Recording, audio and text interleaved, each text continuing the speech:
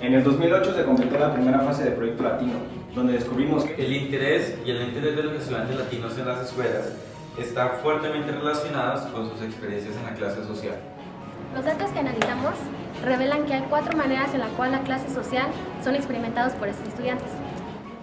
1. La experiencia de inmigración. Y 2. Las ideas sobre cómo la escuela va a influenciar nuestro futuro. 3. Su relación en cuanto a trabajo y la paga. Y 4. Sus experiencias con la discriminación que sufren con compañeros y profesores en la escuela. El desenlace de estas experiencias es que los estudiantes latinos están forzados a realizar un acto de balance entre continuar con el interés escolar por una mano y por la otra ser flexibles con la presión que sucede fuera de la escuela.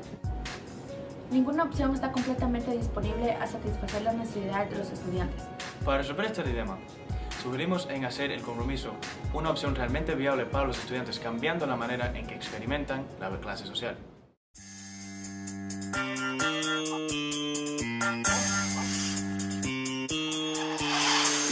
Soy ilegal, el que lamenta, el que trabaja para pagar la renta, el que trabaja horas extras, pero que siempre le pagan menos de la cuenta, el que a las 5 de la mañana todos los días se tiene que levantar para poder ir a buscar trabajo y ver si con mi familia yo puedo avanzar. No vine aquí, yo por mi cuenta.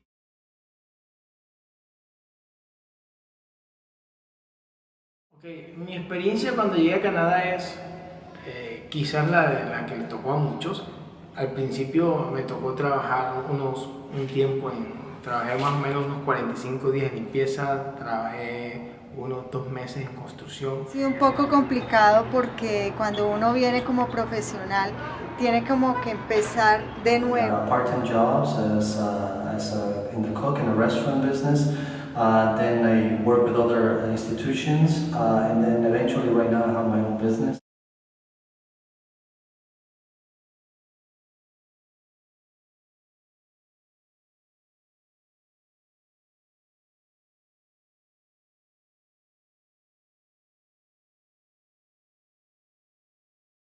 ¿A los cuántos años empezaste a trabajar ahí en Leamington? Aproximadamente como a los 15 años.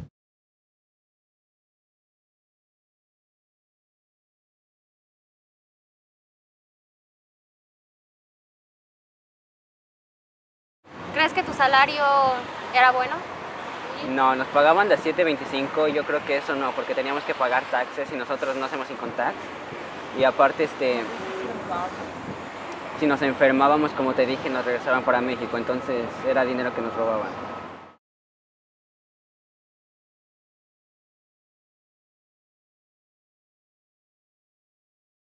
¿Y cuáles eran las condiciones bajo las que trabajabas ahí?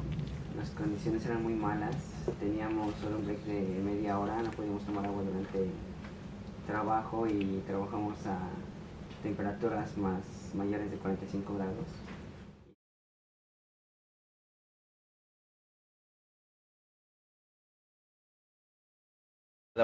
¿Y tú como trabajadora ahí tienes algún tipo de respaldo o una protección?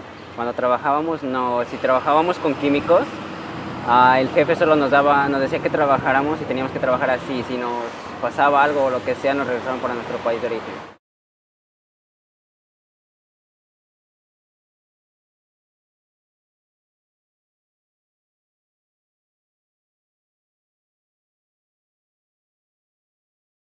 ¿Es sorprendente saber que existe esto en Canadá? Sí, claro, esto es sorprendente porque mucha gente piensa que solo esto pasa en Estados Unidos y no en Canadá, pero hay que hacerles saber que también en Canadá hay explotación sobre trabajadores.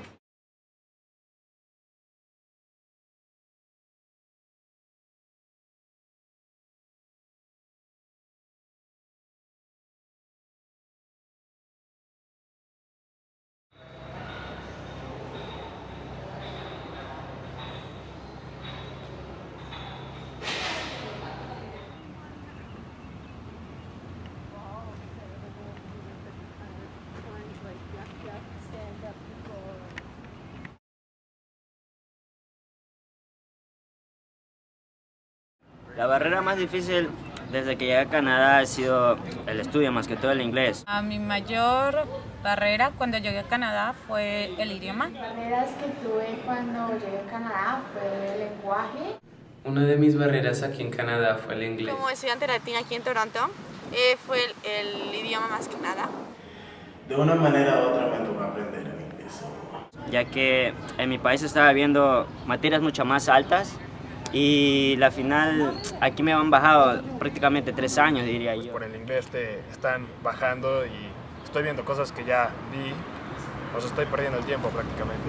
Cuando llegué aquí de México, me retrasaron como 2 años. Por ejemplo, en México tenía un nivel más alto en la educación. One of the most important things and one of the most difficult things I've noticed is that they have a hard time dealing with having to relearn certain things or having to sit in a class with students who don't know what they've already learned back home and having to relearn it again in English can be quite frustrating. I went up north, it's only like, white people, I was only like the only Latino guy there. Well, you could still feel it a little bit, right? I think also sometimes integrating into the community is a little bit harder. La mayoría de profesores no me ayudaban. Convencer a mis maestros lo que ya decidí para mi vida, lo que quiero ser. Quiero ser abogada, pero ellos, mi cónsul me da como cursos para ser buen padre, parents, no sé qué. Para mí eso es algo que influye mucho en mi futuro más que todo y en la manera en la que quiero hacer mi vida. Entonces creo que sí es algo malo que debería cambiarse este país.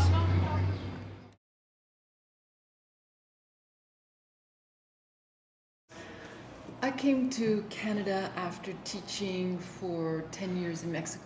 I came to Canada when I was 26 years old.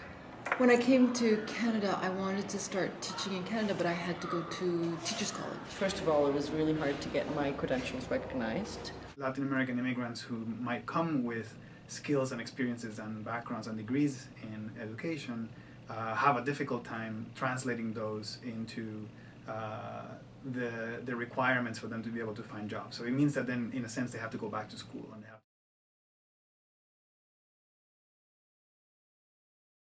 After finishing Teachers College, I applied to a lot of schools in the Toronto area to be a teacher. I was applying to teach English and ESL.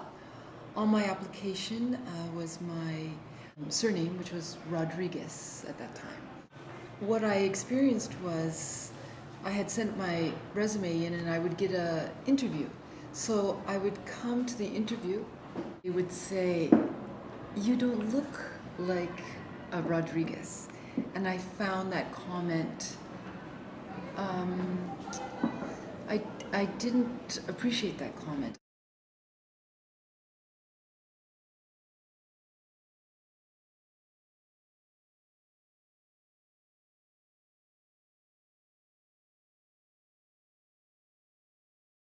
Getting my transcripts here, getting them translated, and getting everything sort of presented so I could apply to be a teacher. And in the end, actually being a teacher was easier than for other immigrants or for other professions, because at that time they had a special program for teachers trained outside Ontario, which they don't have anymore, unfortunately. So that helped me become part of the Toronto District School Board. So I was very grateful for that and lucky.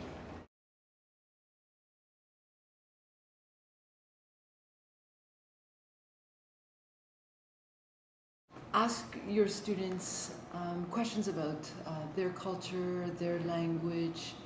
They come with a lot of knowledge and cultural background that I think some teachers here don't explore. What other teachers should do is, first of all, find out what their students already know, what they've already learned back home in their country or in their own language, and then decide whether they can provide them with the credit itself or provide them with extra help. They maybe see that the students sometimes attendance might not be perfect, but in many cases the students sometimes they have to work.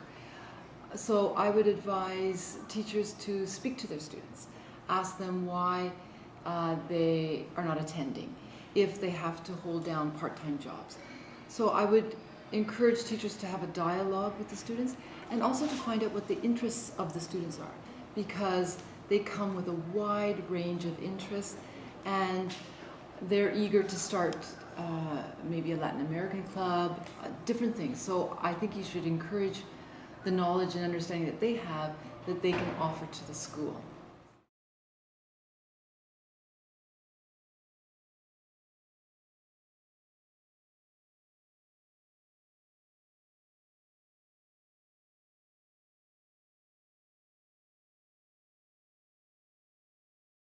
There is a great lack of Latino teachers, particularly in Canada.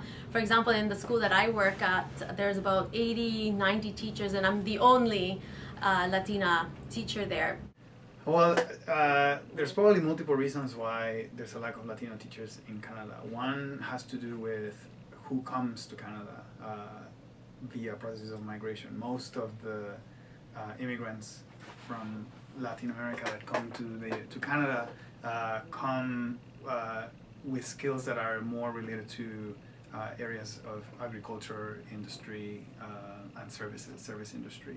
So there isn't really a strong pattern of people with a background on teaching that come to Canada, which is not to say that there aren't people who come to Canada from Latin America that could be interested in teaching or that might have credentials in teaching. The reason why that might be is because Latinos are not being called out to the teaching profession. There's not that much information given about programs of teaching education. And this type of information can be given out through high schools, perhaps through guidance offices. That would be one valuable way of providing more information about the teaching profession. Part of the problem is that the Canadian system doesn't necessarily support people who arrive with degrees or skills from other countries, in the sense that it recognizes those degrees and those skills as part of the immigration process, but it doesn't recognize them when it comes to the process of hiring. Co-op would be another excellent way of attracting more Latino students to the teaching profession, and as well as community endeavors. The Latino community here is growing bigger and bigger, and there are certain ways in which they could perhaps work together to bringing more knowledge about the programs that are available there for them. And it's not necessarily in terms of, oh, I'm Latino, I'm going to teach Spanish, but rather as being a representative of the community. Toronto and Vancouver, there aren't very many teaching jobs, and so it makes it very competitive. And so those are some of the reasons why there aren't very many Latin American teachers in the system. Well, I think that the government can play a vital role in this at a number of levels. I think at the immigration level, obviously there is a lot of work to be done in terms of recognizing the experiences and the credentials that immigrants bring with them from their previous countries of origin. The government has quite a bit to do with the current state of Latino teachers in Ontario, in Canadian schools, in many ways, believe it or not. Because although I had mentioned previously that there are very few Latino teachers in our schools, it's not actually representative of the actual number of Latinos who actually are teachers. There is already a wealth of experience in the community, and if it was easier to translate those experiences and the credentials that people already bring in order to support and encourage the process of teachers who are already here becoming active teachers and becoming more involved in the system, anything that the government can do to encourage that was going to help.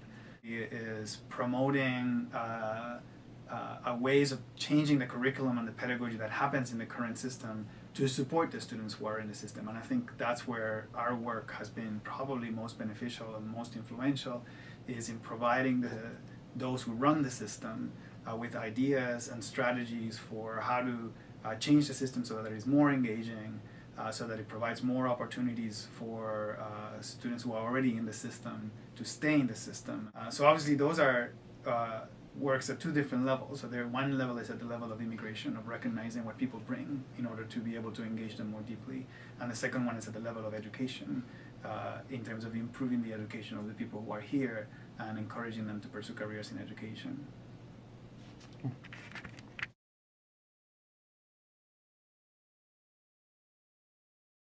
As a community, there are many ways in which we can improve to increase the number of Latino teachers in our schools. One of the things that we need to do is begin to encourage young people who are now in university or who are finishing high school to give serious consideration to the possibility of pursuing careers in education. There are Latino teachers in Toronto School. Since there aren't so many of us, we sort of know each other. So basically, making these networks of Latino teachers stronger, that way we can share resources, we can share information, and that way be able to reach out to larger numbers of Latino students. That means that we need to, first of all, do a much better job at improving the experiences of the students who are currently in the education system, going through the education system, so that they don't develop a negative association with the public school system, because why would someone want to pursue a career within a system that has been negative to them, that has provided them with experiences that haven't been positive? So in a sense, the first thing that we need to do is improve the educational experiences of students in the education system, so that they will be more likely to choose careers within that system. As teachers, we can also make alliances with community organizations as a way of further extending our outreach to the youth, and that way giving them information about the teaching programs in Ontario, as well as answering any questions that they might have should they be even just considering the teaching profession in Canada and in Ontario. It means that we need to make sure that that young people have opportunities to gain experience that is education related, that they accumulate the necessary credits, and that they are able to earn the necessary credentials to pursue careers that lead them to university, so that then they can translate those careers into possible education careers. So those, in my view, the place to start is really with young people, encouraging them and providing them with the resources and opportunities to pursue careers in education, so that they will become teachers in the future. Quiero darle la bienvenida a todos los latinos aquí en Canadá. Never give up and fight to achieve something. Sigan adelante, no tengan miedo y unidos hacemos la fuerza.